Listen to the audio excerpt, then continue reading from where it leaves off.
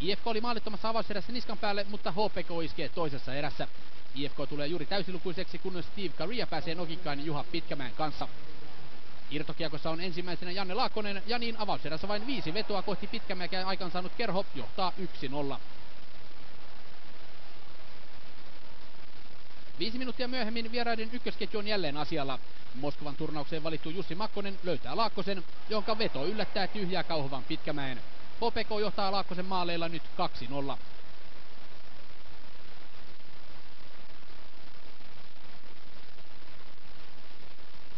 IFK on tuska Nordenskiöldin kadulla saa jatkoa, kun toista erää on takana 10 minuuttia. Ensimmäiset liigakautensa IFK:n riveissä pelannut Joonas Vihko iskee kiekon 3. kerran IFK-maaliin. Se riittää IFK-valmennusjohdolle ja maalin suulle luistelee nuori Jani Nieminen.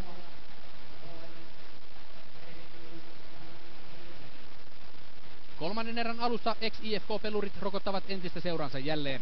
Ville Viitaluoma täräyttää ylivoimalla ylärimaan ja Pasi Salonen niittaa irtokiekosta Kerhon jo 4-0 johtoon. Tunteet kuumenevat hetkeä myöhemmin IFK-maalilla.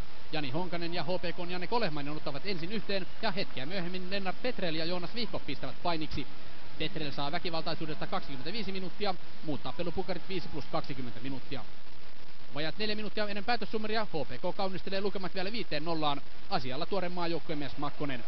Niin HPK jättää IFK nollille toisen kerran viikon sisään. Moskovaan valittu HPK-vahti Teemu Lassila pelasi jo kauden 6. nollapelinsä.